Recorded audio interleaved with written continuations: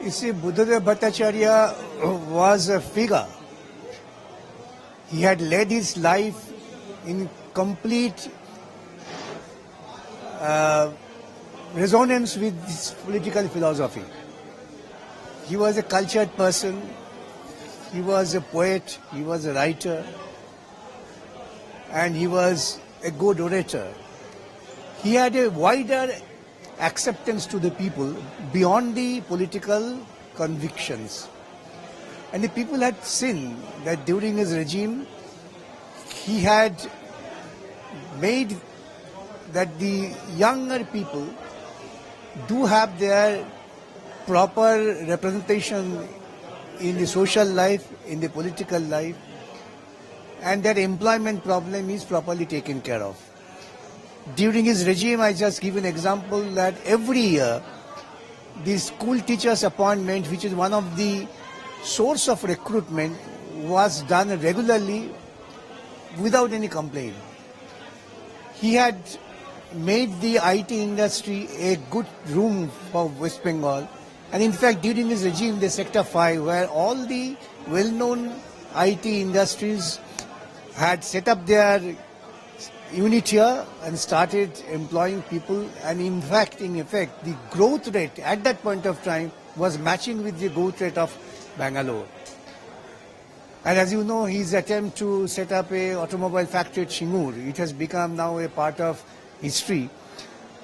And the role of the opposition, I would say all the reactionary forces, to thwart this setting up of the automobile industry at Chingur and the chemical hub at Nayachar, which is known as Nandigram, has caused huge loss to the employment opportunities of West Bengal young generation, the educated generation.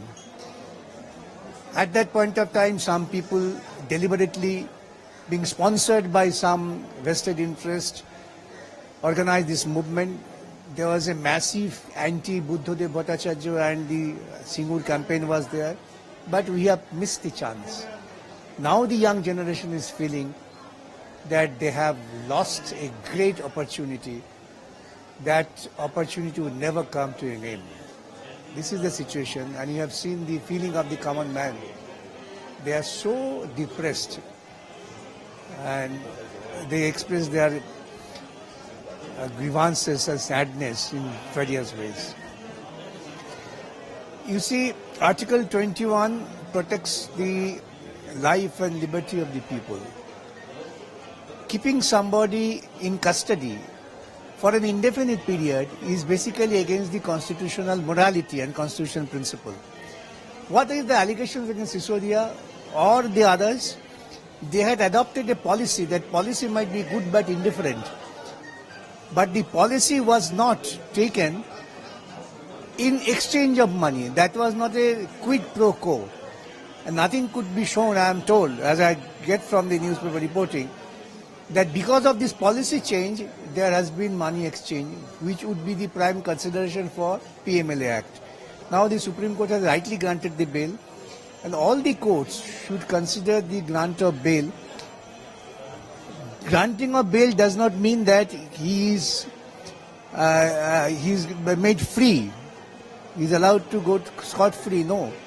But the investigating agency should take all effective measures to complete the investigation as quick as possible and bring the person into the forum of justice.